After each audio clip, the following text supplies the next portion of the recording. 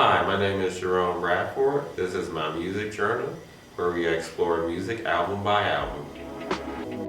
So let's just jump right into it. Strong, solidified statistic. Do a little introduction if you don't mind. Absolutely. This is Nathan Sweats, the music director of Mav Radio. I'm joined with Jerome Bradford, man. It's great to be with you. This is all you, man. Talk about Nice. Okay. today.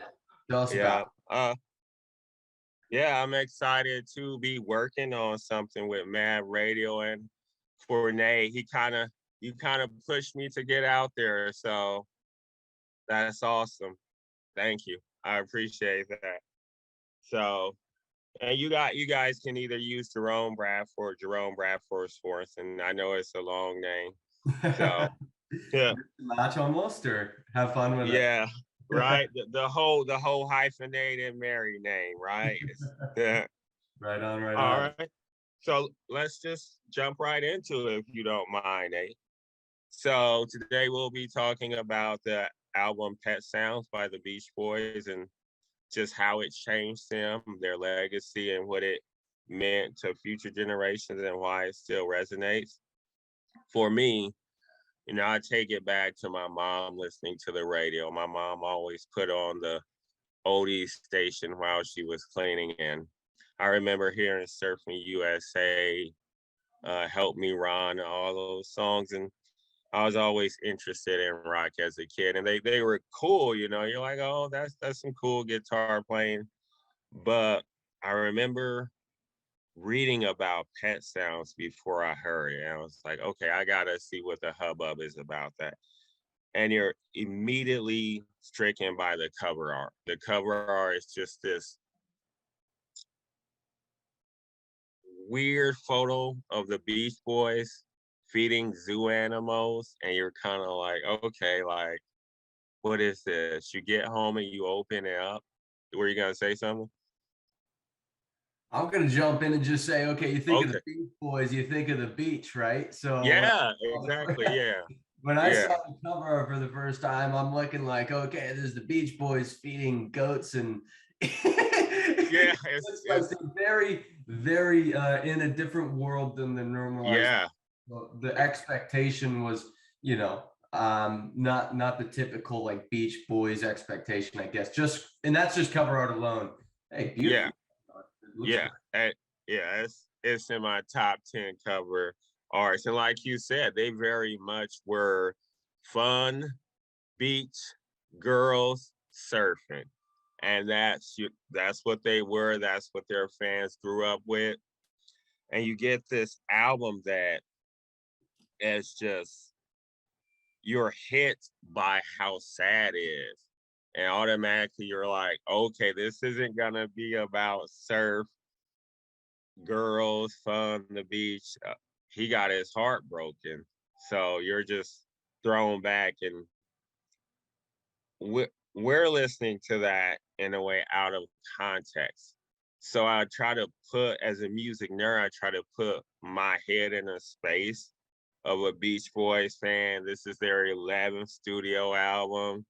You're not expecting any of this, any of the sadness, the oversweeping themes, and you're blown apart.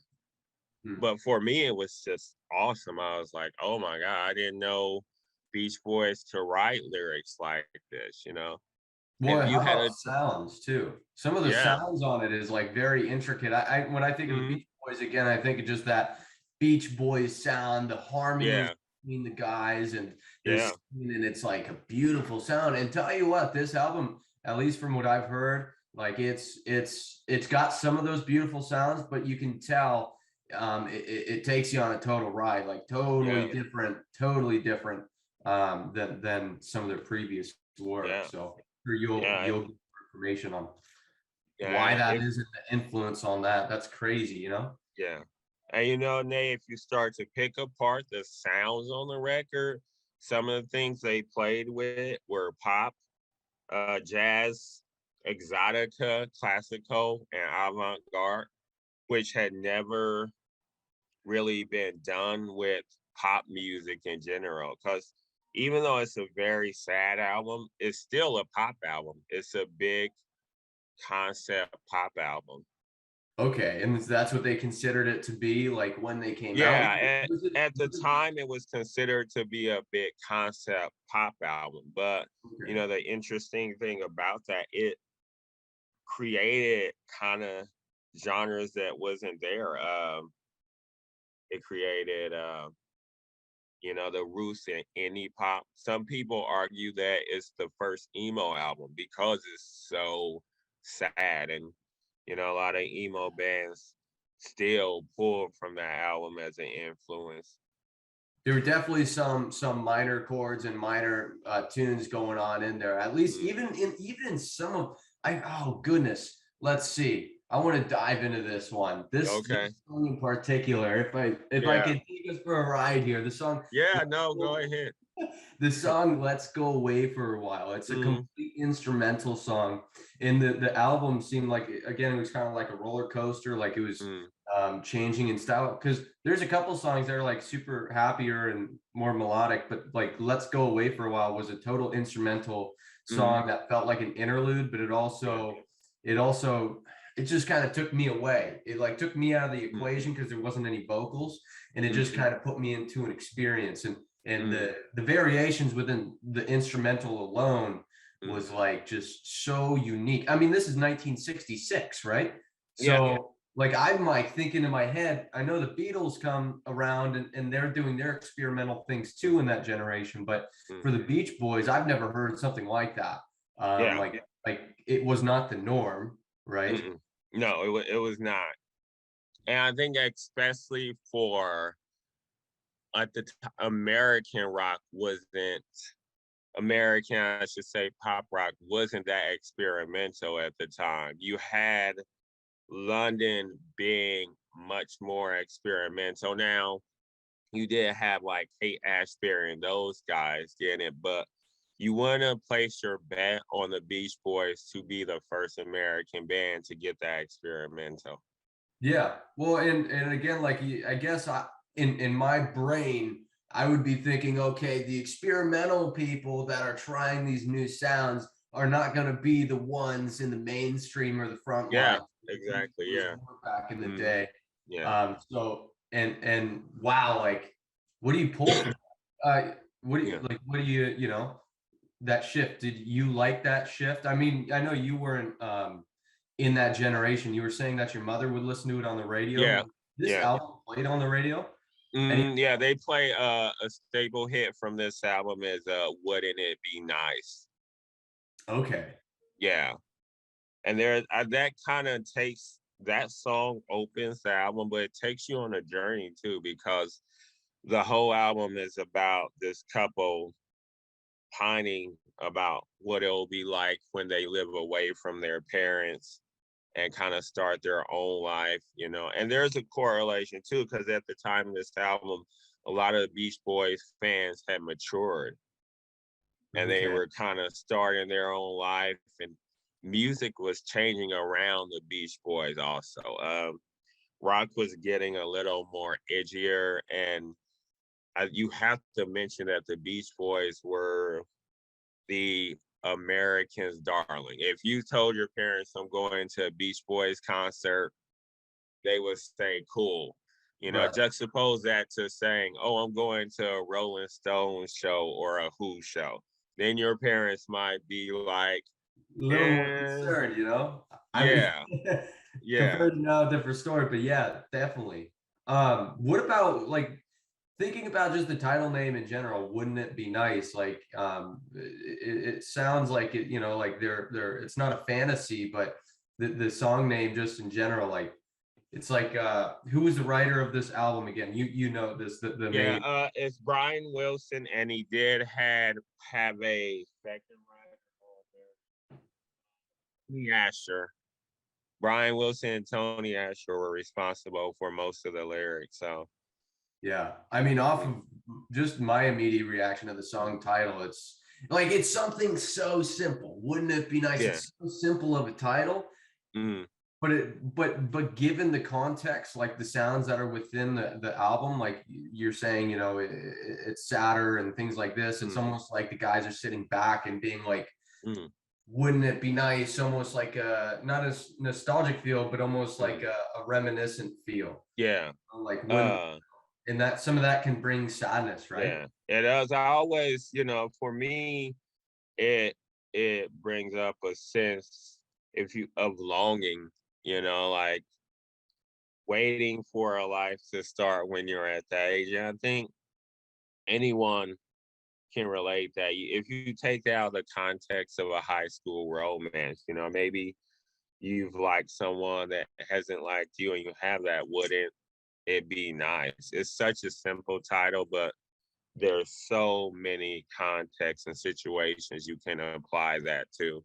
And it's the first one on the album. Just Yeah, and it kind of lets you know that you're going on a journey. Friends with Brian Wilson have said that he wanted this album to be like an art show. Like all of these songs stand alone, but they can tell an overreaching story. And I did a little bit of research too.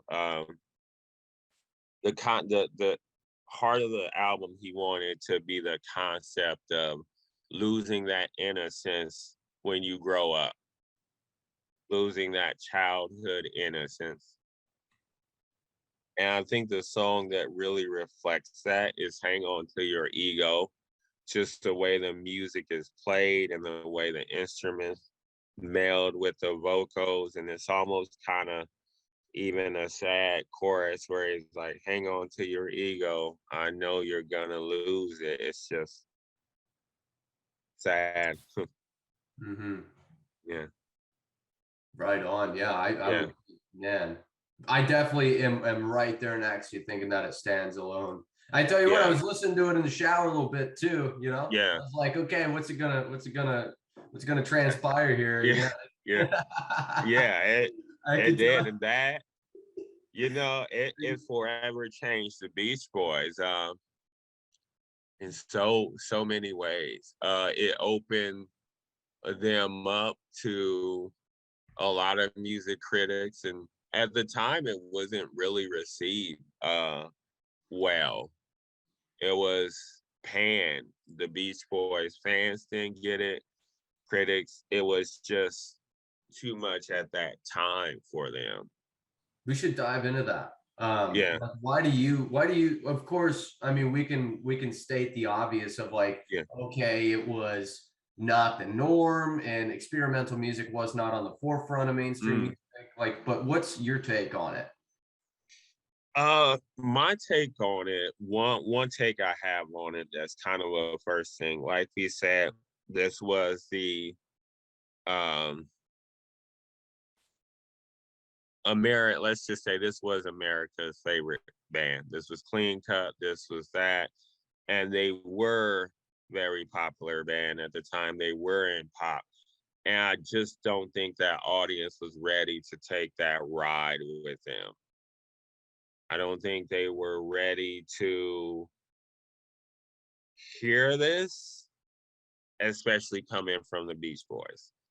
I think if this had been a band like maybe Unknown or coming from a different place like Britain, it would have been well received. But to the strength of the Beach Boys, I think what makes it so powerful is that you couldn't had this from any other band. Because as different as it is to me, it still has a lot of the Beach Boys templates just built on and expand upon, like that tightness of the instruments. You know, Brian Wilson always wrote songs about girls, but they were more in a fun way or a help me run away. This was in I'm in love with this girl, but I'm gonna lose her. This huge existential love crisis. Mm-hmm. And that translated right into the music in the album with Yeah. emotion and feeling, right? Mm. Yeah. You have any thoughts on it? I mean, like I said, I know you're kind of new to the album, but I am pretty new to the album, but I can tell you what is I haven't listened to every single Beach Boys Mm. album song by song by song, but I think the general that brings a good perspective from my part as not being an expert on yeah, the Beach Boys. It's like the general consensus of people, like the general yeah, public know who the Beach Boys are. They're one of those household names in the music industry in the world, like in the early 60s. yeah, They shape. I mean, it's the Beach Boys. You think of the beach, you think of the good, yeah, yeah, like the very yeah. beginnings of feel good music. It's like wow. Mm. But I could tell you what, even not listening to all 10 albums before, I was not expecting to sound like I did. Yeah, yeah. I mean, I know more about the Beatles, and they're in the Mm. 60s too, and I don't know if people like to compare the two or not. Yeah. I'm gonna stay away Well, from the comparativeness. there was always a comparison because people will always argue what is the greatest concept album, this Pet Sounds album or Sergeant Pepper's Lonely Heart Club? Right. And Yeah, Sergeant Pepper is kind of like that that turn of the wheel that yeah, reminds me. And I'm like, how did I not even know of Pet Sounds, an mm, album that is super experimental in yeah, yeah, 1966?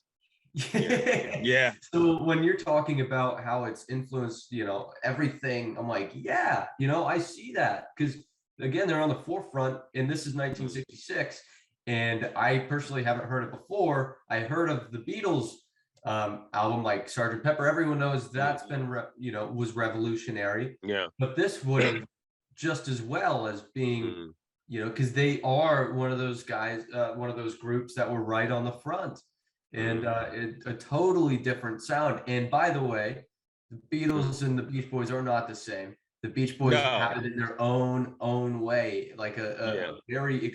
I can tell this album's experimental. mm, Even you can tell it's experimental because even the equipment they were used back then, they had to be experimental with the equipment. yeah, yeah, I'm sure.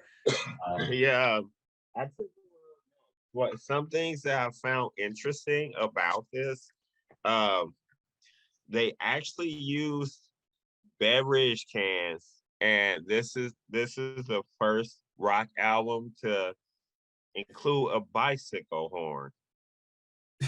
So I'm like, yeah, they got real experimental. Do you know what song that's on and why or No, I how? don't. I was trying to find it too, like, but I couldn't. I don't know why. I really wish I could have found it. But somewhere, Somewhere there's somewhere beverage cans and a bicycle horn buried in there. that they sampled and actually used and it Yeah, made the yeah, final cut. yeah, That goes to show it's a true experimental yeah. piece of It's artwork, kind, right? yeah.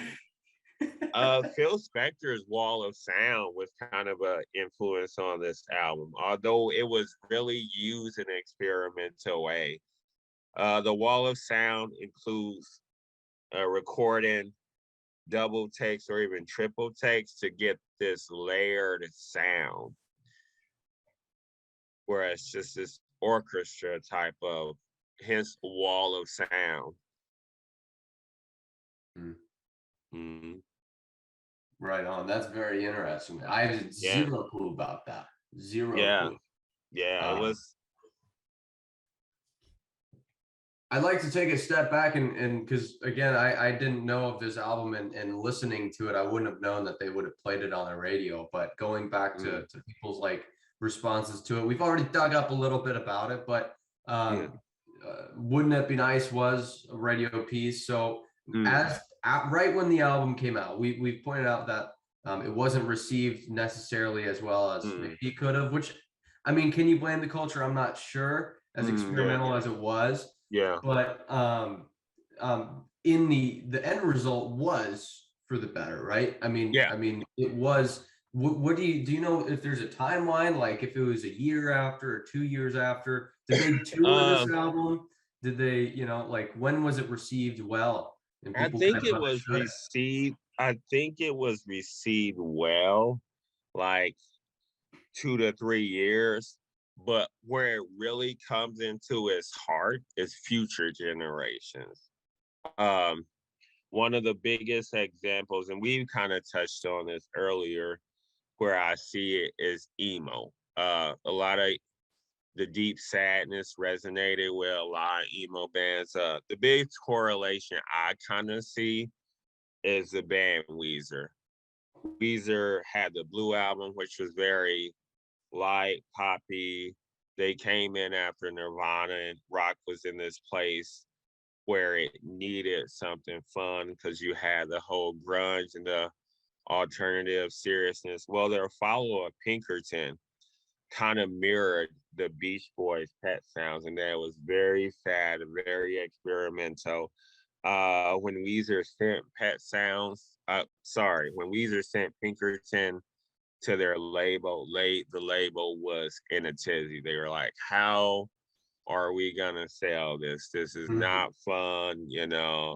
You have an acoustic song. There's even a song on Pinkerton called "Tired of Sex," which is just him going through these lists of girls and how he's just tired. I'm tired of dating. In just an emotionally broke place. Okay. Yeah, Wow. So it's a yeah, totally different realm. yeah. When was that album around, Weezer? I'm not into Pinkerton had to be the around the 90s. Let me see. rock. Yeah, Weezer and Nirvana. Yeah, Yeah. Um, that's interesting to hear about that. We'll yeah. dive into And it. there's some similarities between Rivers Cuomo's, the lead singer, Weezer, and Brian Wilson. After he recorded Pinkerton, he did not want to play that album. Those songs were really hard for him to perform. When he came to receive praise for the album, he didn't like it. Kind of made him insecure because the album Pinkerton was so emotionally raw. Well, Brian Wilson went through that. He had people a couple years after come and say, "Oh, I love Pet Sounds. This is awesome." But friends around him said it was often a sour core because he didn't like that people didn't get it. Hmm. His friends often said that Brian Wilson appreciated the comments, but the comments reminded him about the fact that mainstream pop rock didn't get this huge conceptual album. Hmm. It's like the Mhm. delay of embracing the action, like the true nature of the art, I guess. Yeah, That's a way to yeah, put it.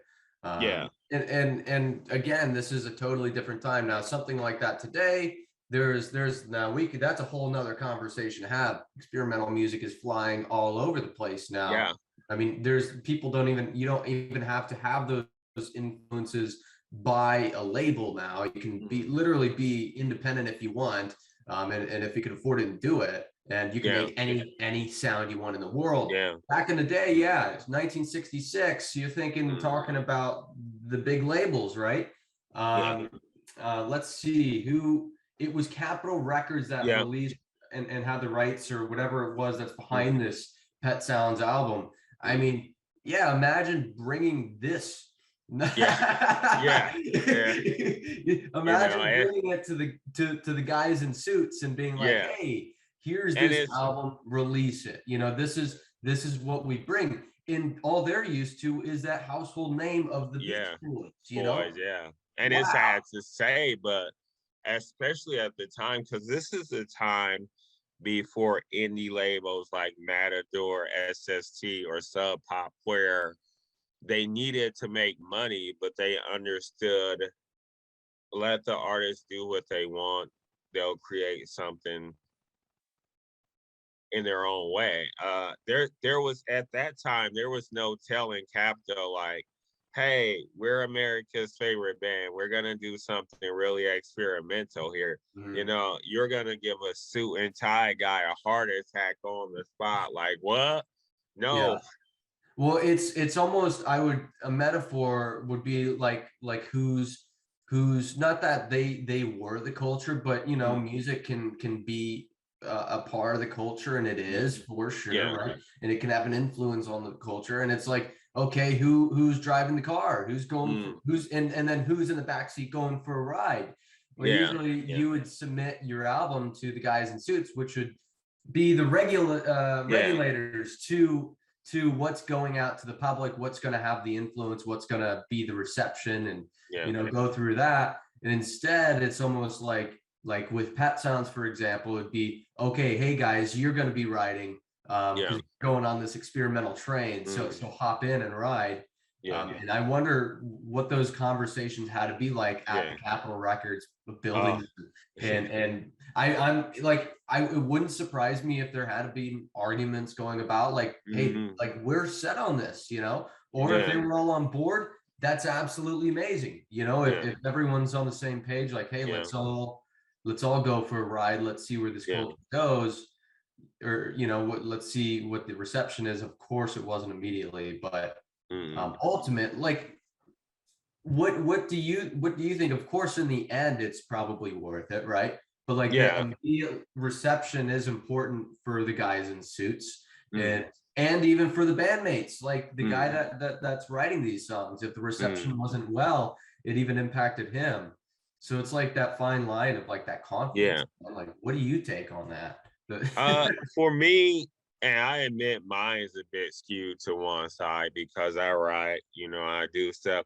I think you ultimately have to let the artist do what they want. If you put an artist into a box or don't let them do it the way they want, you're just gonna it's I put it like this, it's gonna be like being trapped in a miserable marriage because no one is gonna be happy in that relationship. I'm often reminded of this story.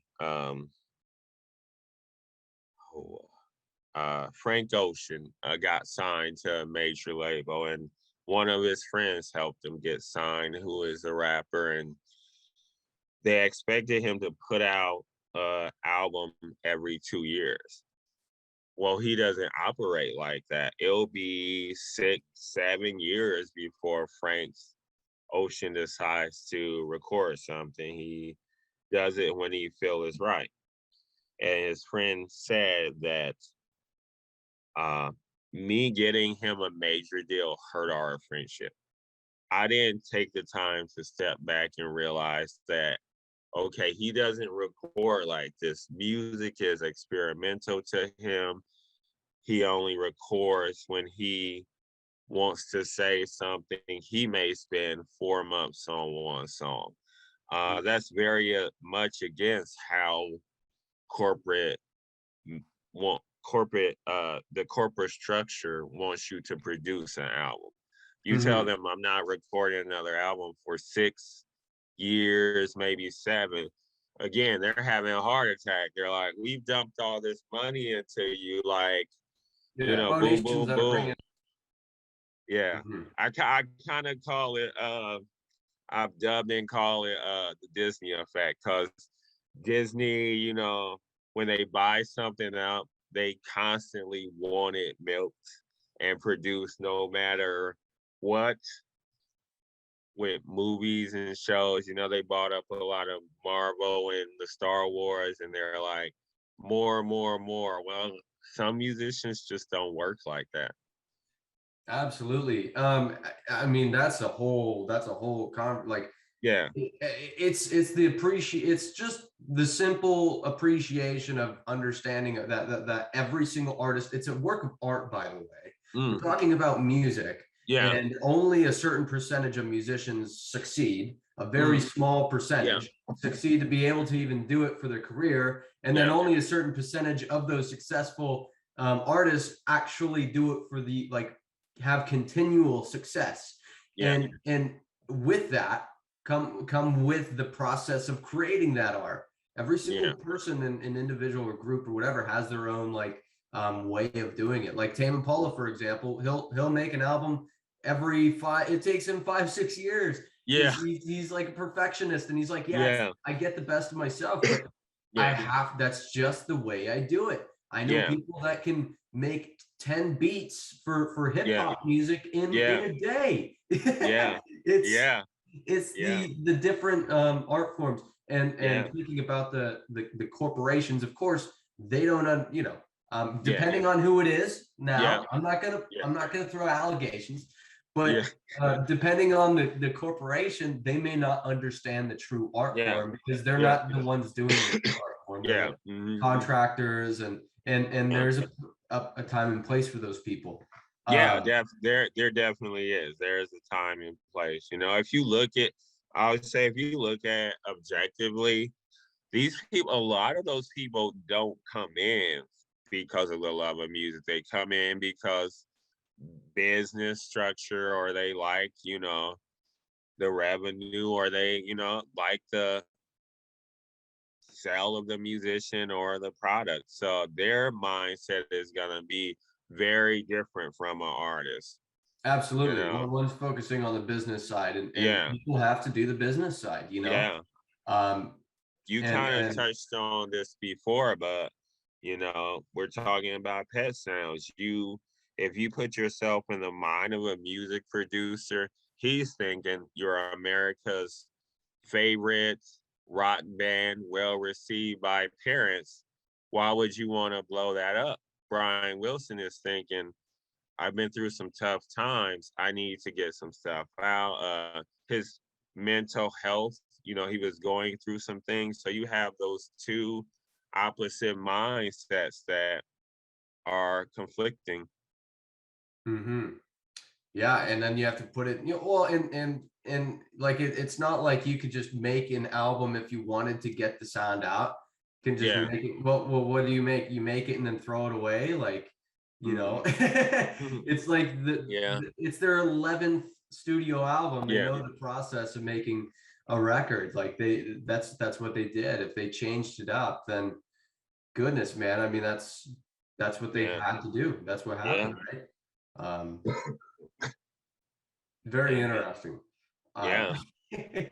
Yeah. but let's talk about again, we've talked about the radio portion of it, but is there something that's thrown, caught your attention throughout this conversation that's like, let's dive deeper into? Uh, well, just how it kind of affected the world outside of rock. Questlove, who's a hip hop producer, he loves that album and just how it touched different genres. He often tells a story, but at the time, in the 90s, being a hip hop producer, it was seen as kind of weird to like indie music. So he was telling a story of how Jay Dilla came to him after a show one night and was like, okay, you uh you guys are on to something. And it was just like that's all he said and just walked away. So I mean it's even touched other genres besides rock. And I think that's why the album will still resonates today. I think the album will always resonate with each generation, or at least some people in that generation. To some degree, especially, right? Yeah. I've listened to alternative music. I Yeah. enjoy indie pop, indie rock, Mm. things like that, Yeah. and so I would listen to that, and I also went through a phase where I listened to a lot of the Beatles, and Yeah. like I Yeah. heard their experimental sounds, Mm. but in this generation, let's stick with this generation with Yeah. the alternative and indie pop and rock. Mm. When I listen to that, it's like, okay, this is something different. It's experimental now. Mm. It's very interesting. But what I lack to understand was where some of those motivations may have came from, like where those Mm. ideas may have been originated, where they could have Mm. been pulled. And the second I turned on Pet Sounds, I realized like there's a heavy influence here that people even in the generations now could definitely pull from it in making songs if I did in the first couple seconds. I linked the two together like this is 1966, but these are revolutionary sounds. Yeah, definitely. You have a lot of people pulling from that wider sound and they go back to it like Brian Wilson. You know, one thing that's not really kind of talked about with this album gave the rise to the producer, which you really can do in the studio when you start experimenting with different sounds. You know, I always say there's a little bit of Brian Wilson and Kanye West. If you ever have listened to any interview about Kanye's West producing abilities, he is very much on the ball. He will work 10, 12 hours just to get that obscure sample. You know, and Brian Wilson was very much that way. He may have not been getting samples in the hip hop sense, but he will work for hours just to make that bell sound right or that drum sound right.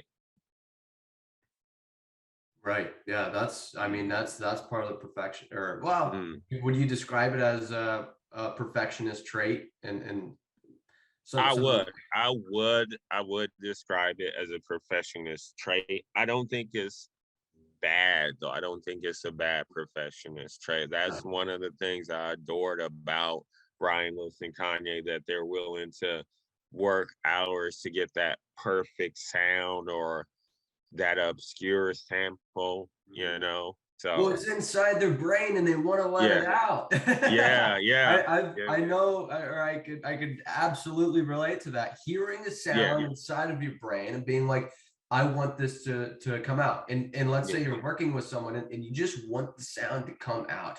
And you try and you work on it, and it's like, dude, it's the other person might say, hey, it's like 2 seconds long. Like it sounds good. And you're like, no, like having that dedication, like I have it inside of my brain. I just want to get it out.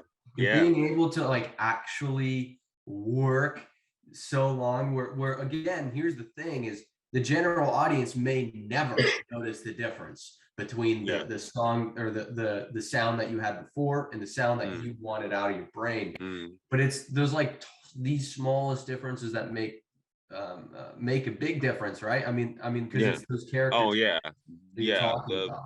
The smallest difference, you know, and sometimes you're surprised by that smaller difference. You know, this is a different genre, but just recently I found out that there is a Powerpuff Girls sample buried in a Kendrick Lamar song.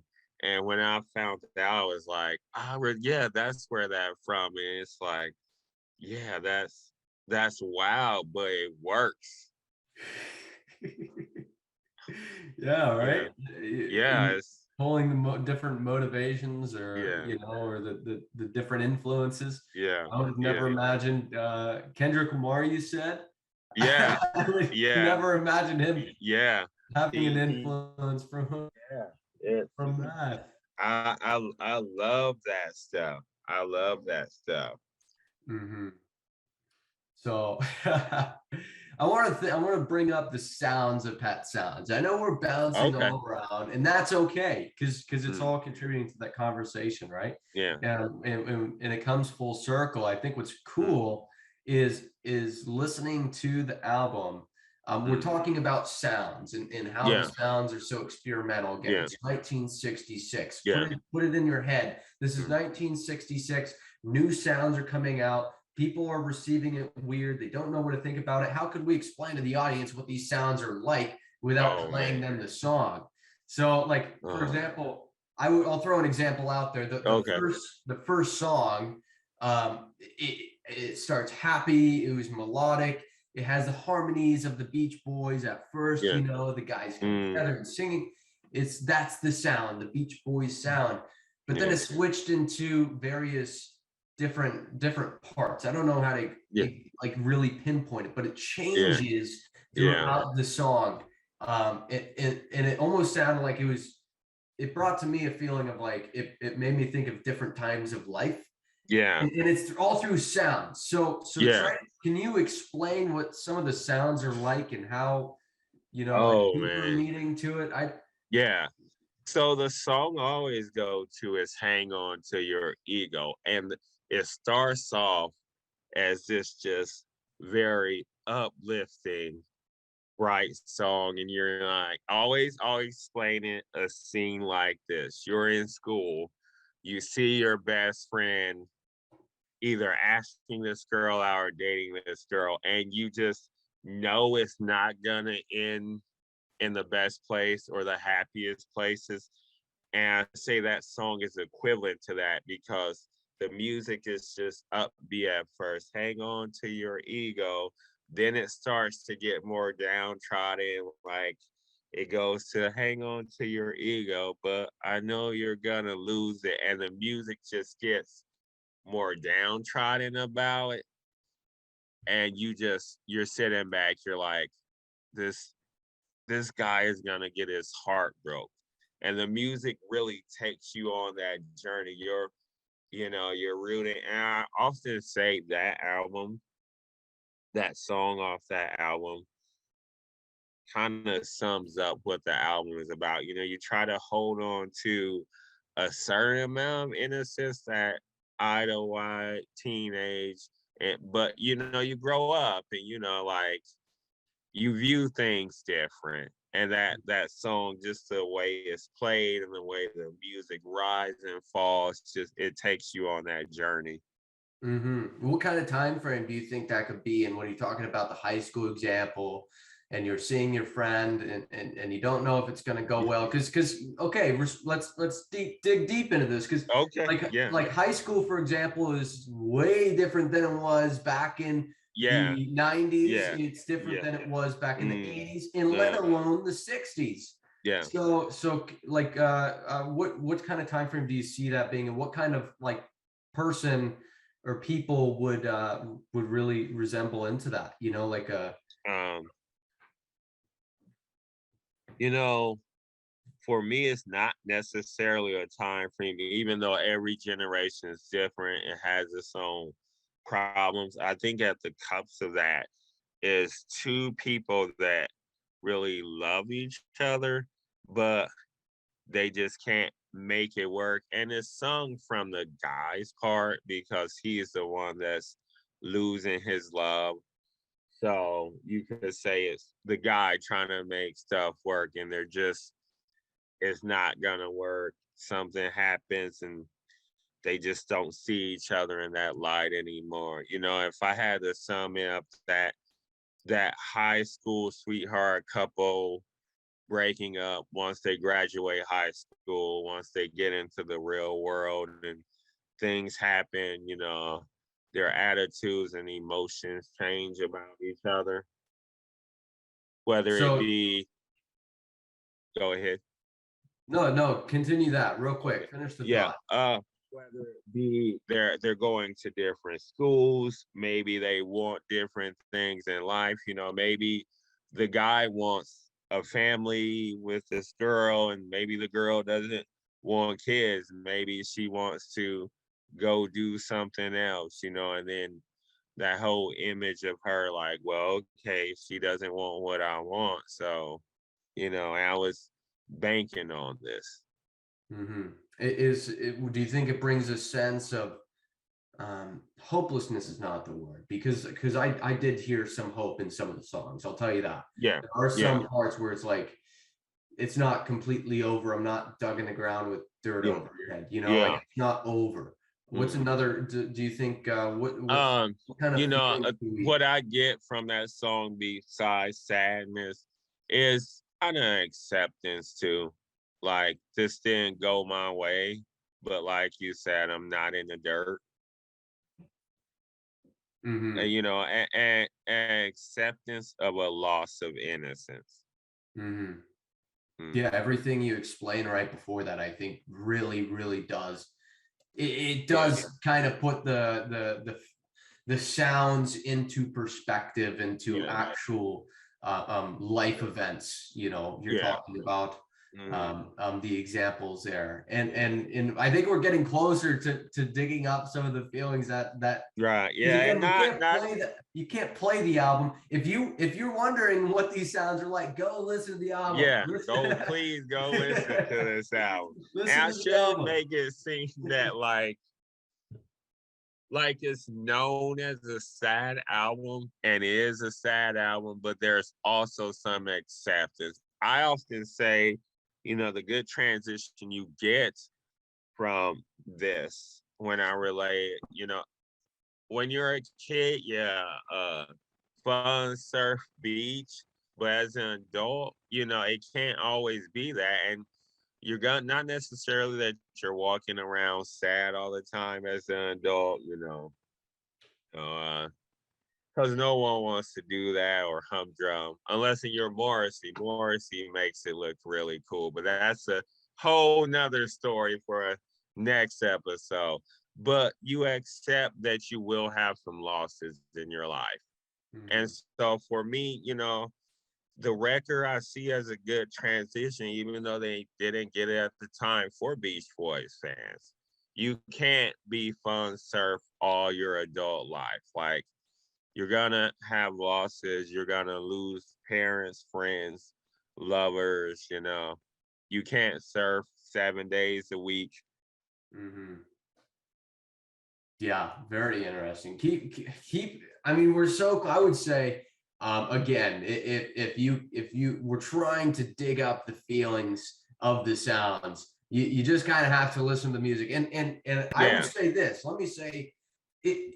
It's like, okay, well, I don't listen to experimental music, or I don't listen to old music, old whatever, right? Yeah, yeah. But Right. it's I think a great reason to take a moment and listen to Mm, works of art like this is mm, just taking a moment to respect and appreciate the songs mm, and sounds and art and people that came mm. before us, Yeah. that laid out the Mm, stepping stones yeah. for influential music now, like experimental indie Yeah. pop, indie rock. I could link Yeah. these directly to songs now that are like, whoa, Yeah.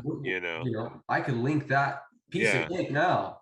Yeah. Uh, I so as I said, like I would link that to the rise of the producer and what you can do in the studio. I've often said there's a correlation between Brian Wilson, Kanye West, two different people, two different backgrounds, but you can see that correlation in the way they produce, the way how serious they are and how they each view their music. mhm. Well, and For take the fact that it's 1966, totally different technology. Everything's yeah, digital. yeah, yeah, Complete. I mean, this is the span of 60 years almost that we're talking, yeah, 50 plus years we're yeah. talking about now. So dig up on that a little bit. Mm. Oh man, just well, I think like we said, just the equipment now is so much more advanced, and now, I would say the biggest difference between now and there, just even if you take out like anything can be sampled now. We've touched on a little bit with the Powerpuff Girls, like there are some samples that I've heard. I'm like, what? And then the technology just to stretch it out or loop it so much that you won't even recognize it, Mhm, you know? mhm.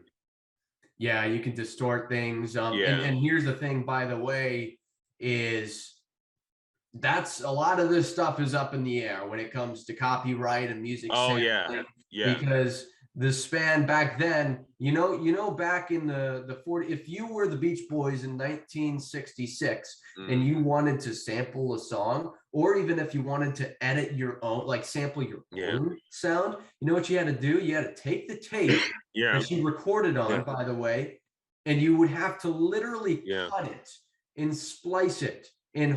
hope that it Spice. lines up Yeah. right. Yeah. And you would have to tape it Right. together Yeah. and then run it Yeah. through. This was Yeah. no easy Yeah. process. If you screwed it up, It's No, it not wasn't, you know. good. So Yeah. so And take you know, there's something to be said to that, you know, that I feel like there's two things too that happen. There's something to be said for the Beach Boys. You know, they were on a big label, like, so that gave them a little more leeway for it. You know, I'm sure if they were getting into some trouble, that, you know, the label was like, okay, we'll cut that check.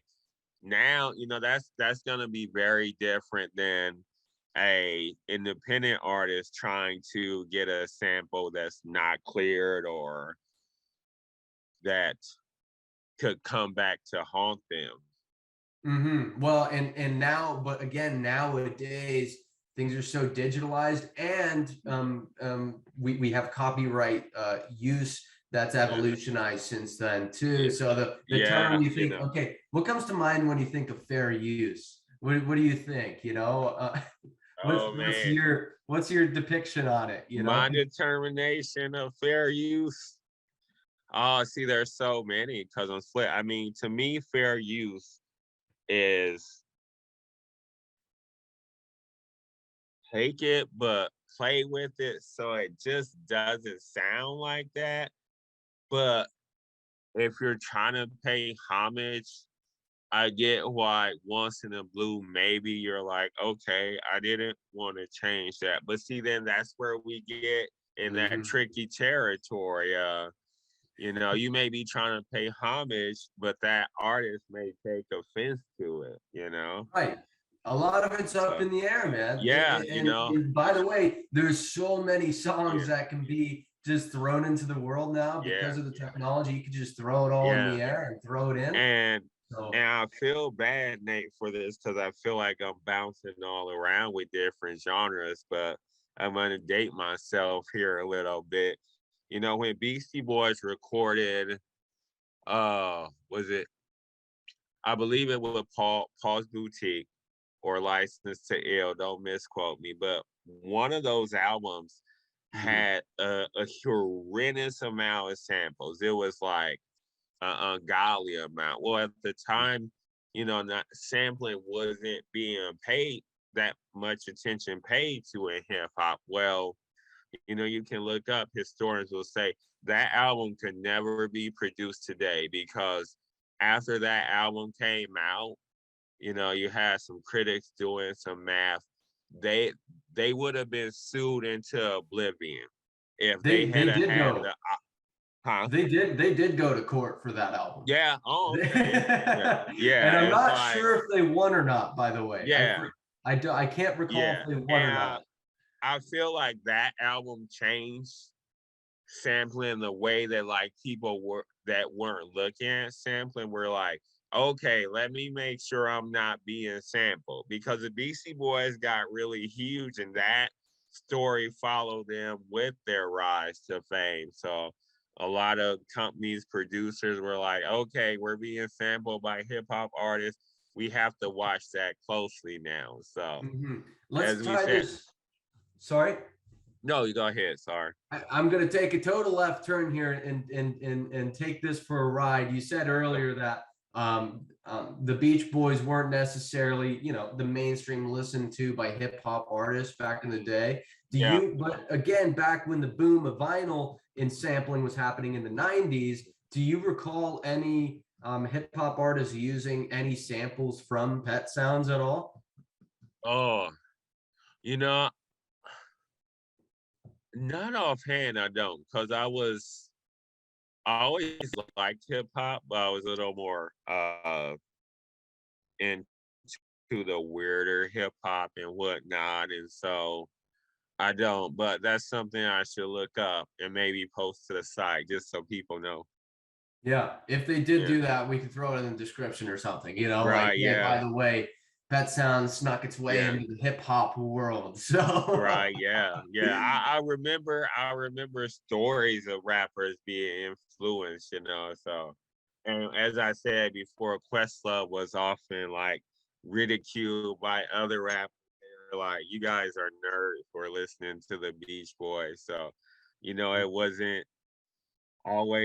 it wasn't always easy to be a hip hop artist and be into like weird or obscure rock. You know, I feel like that's generally something new because I feel in today's world we have many artists that cross different genres, Oh yeah. but in the past that wasn't the case. You know, I'm sorry, I'm gonna go completely left here. No, take a So right. sorry we're taking so many lefts. You know, I took us De on a La left. You take Soul, us on a right here. right? Let's go both De ways. La Soul, yeah, De La Soul were often seen as like the weird black kids in hip hop because they listened to rock, punk, folk, you know, and just yeah, they had a tough time. Absolutely. And that it's the culture together is like kind of mended or has come together a bit now. I don't Yeah, know if it's a stigma back then or different groups or what in the world it was back then. But for example, do you know who Thundercat is? You know, yeah, yeah, yeah, so there's a thing called yacht rock, and that's something I listen to. I've got a radio show yeah, and we explore the yeah, genre. I'm not gonna throw it all around, but it's very fun and it's a subgenre of music. And for example, here Thundercat comes around, this amazing, profound bassist now, and yeah, he wears like very intricate. He's in yeah, fashion now, and yeah, this is 2021, by the way. And he's kind of in different cultures, kind of like yeah, tied with some of the rap or hip hop culture, but he's also tied with indie culture. You think of yeah. like Mac DeMarco, He things like also that. played, not to interrupt you, he also played in some hardcore bands too. So he has. Okay, so he's been there Yeah, too. And by the yeah. way, he's also made a song with Michael McDonald and Kenny Loggins, who are the absolute Oh my founders God. of yacht rock. Oh So my he's God. I gotta hear it. I have not heard it. That so that just blew my mind. he's made songs with different cultures and different genres all across the board with his bass guitar, man. It's Yeah, yeah, crazy. It's crazy. So yes. And his I mean, videos are hilarious too, man. If you ever get the chance, check out his videos. They're hilarious. very different kind of, Yeah. particular individual. But again, could that have been the case if it weren't for people like back in the day having to Yeah, revolutionize yeah. music? So, Definitely, yeah. All and these artists, they help push it, you know, like I think and you know, you mentioned Thundercat, I mentioned with Kanye West. I think there was there's an affiliation for the Brian Wilsons and people like that um listen to the experimental in hip hop, you know, that they found uh, influence, idols, inspiration, whatever you want to say in that. So, you know, it does open your mind. I remember as a kid, you know, uh, Pet Sounds even had influence on me as a writer in poetry, you know. Same with some of that experimental rock, whether it be indie punk or just some progressive rock. mhm. Yeah, I think it's a great album. And Yeah, as a guy that again is not an expert at the Beach Boys mm, sound, I think the general public, it brings that perspective, but the general public has yeah, that perception or point of view for the Beach Boys, like, hey, those were the guys, the household name. yeah, Different kind of term with this album. And I would thank you for bringing it to my attention and hopefully to other people's too, man, because yeah. it's even Paul Oh, McCartney said, no problem. the song God Only Knows, he thinks Yeah, that's one of the best songs ever made. yeah, So yeah, obviously, yeah. this album has left a tremendous mark on the Mm, world. yeah. Thanks for giving me the opportunity to talk about it and hearing Any, your thoughts on it too, as well. So, yeah, yeah, that was a great ride. Are there yeah. any like last thoughts or anything else you want to bring up about the album? Oh man. Give it So, its, bread Yeah, and butter, right? I actually do want to bring up a thought, and this is, I'm gonna get into a little sentimental stuff here. It includes pet sounds, but I think this is a good way to close it out and just the power of the album. There's a comic strip called Doonesbury, and in it they were doing um a story arc about AIDS. And one of the characters in there, and I wrote the name down. I think I'm gonna slaughter his name, but Andy Lippincott um, ends up succumbing to AIDS. And one of the last panels is him drifting off, listening to uh, Wouldn't It Be Nice? And on his notebook is sprawled, Brian Wilson is God. And that has been uh, awarded several times for being the best panel in that comic strip in this whole long running time. And that helped to kind of humanize um, people that have AIDS to readers, And I think that speaks to even though it's not musical, it speaks to the power of that, for that creator to pull something from that and put into a last panel. So the album has even touched stuff outside of music. Great information, man. Yeah. Right on. Yeah. On. Yeah. Well, good conversation. Great Good conversation. conversation. We'll have to do these again. Absolutely. We'll Yeah. be back. This was, what do you call this? What is the conversation? Oh, man. Episode 1. Good time conversation with Jerome. And yeah, episode 1. We'll work on the title, but we definitely will be coming back with more of these. Definitely. We'll more conversations to come. Yeah. More albums to come. Maybe I'll choose an album. Maybe We'll more see. different topics, Yeah. So yeah, different things. I would love for you to suggest an album for me, since I am on this Beach Boys kick. I definitely would love to deep dive at one time. And still very much to this day, Beach Boys and Black Flag represented the two different sides of California, but couldn't be further apart in musical content and musical sound. We've talked enough about the Beach Boys that people know what they are. Black Flag is this 80s hardcore band that's, it's not all fun. It's not all surf. I work at a factory. My dad's work at a factory. This isn't fun. So all right. Well, yeah. Look out for what's to come. We'll come back with another episode and highlights for you. So Jerome, say see you later to them. Take care, Mav listeners. Go check out Pet Sounds, and hey, go check out some of those Beatles experimental albums too. All right. Good episode. Yeah. See you later. Yeah, take care.